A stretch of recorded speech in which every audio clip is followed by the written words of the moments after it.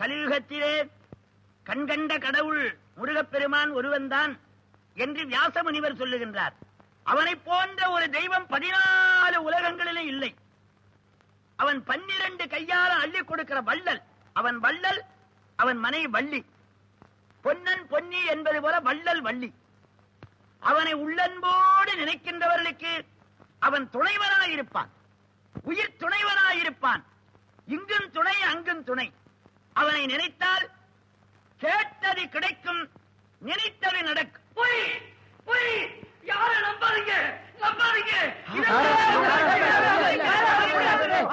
செய்து அமருங்கள், தயவு செய்து அமருங்கள்.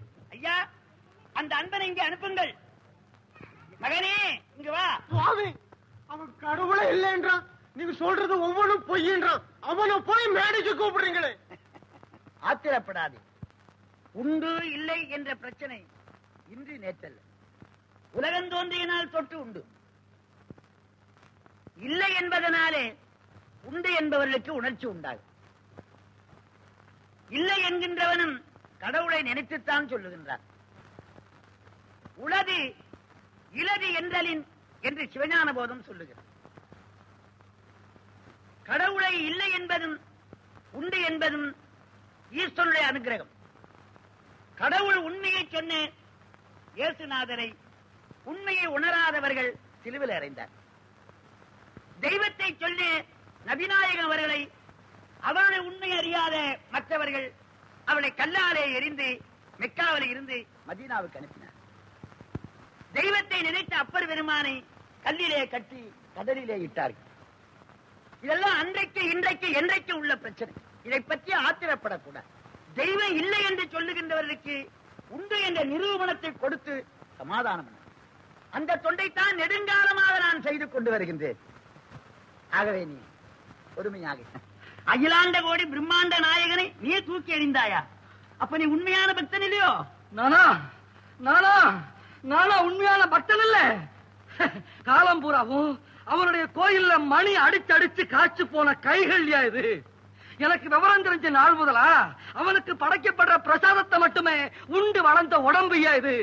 அவருடைய திருநாமத்தை தவிர வேற எதையுமே உச்சரிக்காத நாக்கு இது. அப்படிப்பட்ட என்ன அவன் அனாதை ஆக்கிட்டான். நியாயமா?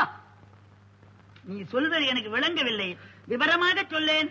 ஐயா, ஆதரவு இல்லாம இருந்தனா எனக்கு அவன் தான் சகலமும்னு நம்பிட்டு இருந்தேன். அப்படி இருந்த என்ன அவனுடைய வேல்ல இருந்த மாணிக்க கல்ல நான் திருடிட்டேன்னு எனக்கு திருட்டு பட்டம் கட்டி கோயிலை விட்டு வெளியே போடா அப்படின்னு அனுப்பிச்சு வச்சுட்டான். நம்புறவங்களை கைவிட மாட்டான் அந்த முருகன் நீங்க சொல்றீங்க. என்ன கைவிட்டுட்டானே, இப்ப என்ன சொல்ல போறீங்க?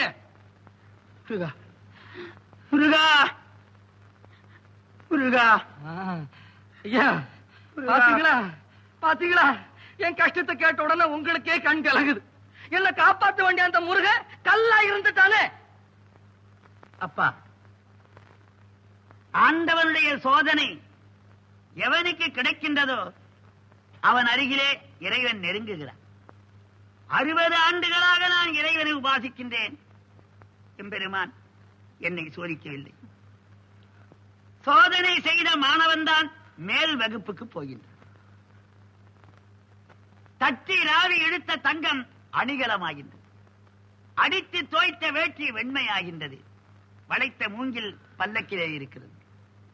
உலகத்திலே சோதனை சாதனையை தரும். நீ உண்மையான பக்தன், அதனாலே ஆண்டவன் உன்னை சோதனை செய்து உன் அருகிலே நெருங்குகின்றான். சோதனை நடக்கின்ற பொழுது தைரியமாக இருக்க வேண்டும். இன்னும் நான் சொல்வதை கவனமாக கேள். கருவிலே குழந்தை அமைகின்ற பொழுதே ஆண்டவன் தாய்க்கு பால் வாய்ப்பை கொடுக்கின்றான். முட்டையிலே இருக்கிற குஞ்சை இறைவன் காப்பாற்றுகின்றான். கல்லிலே இருக்கிற தேரைக்கு இறைவன் உணவு தருகின்றான். பெற்ற உன்னை கைவிட்டு விடுவானா? நீ உண்மையான அன்பன். உலகத்திலே எவன் ஒருவன் முருகப்பெருமானை உள்ளன்போடு வழிபடுகின்றானோ அவனுக்கு கேட்டது கிடைக்கும், நினைத்தது தருவான். சந்தேகம் இல்லை. ஒருவேளை அவன் அப்படி தவறுவானால், உன்னை காப்பாற்றவில்லையானால் என் நெற்றியிலே இருக்கிற திருநீற்றை நானே அழித்து விடுவேன். இது சத்தியம். தெய்வமே தெய்வமே, ஐயா நான் ஐயா தலைவா பேசிட்டேங்க. என் முருகனை நான் தப்பா நினைச்சிட்டேங்க. அப்பா, என்ன மன்னிச்சிருங்க. கவலைப்படாதே. முருகப்பெருமான் நக்கீரருக்கும் அருணகிரிநாதருக்கும் குமரகுருபரருக்கும் ராமலிங்க அடிகளுக்கும் பாம்பன் சுவாமிகளுக்கும் அருள் புரிந்த தெய்வம். விலங்குகளுக்கும் பறவைகளுக்கும் மனிதர்களுக்கும் தேவர்களுக்கும் அருள் புரிவான்.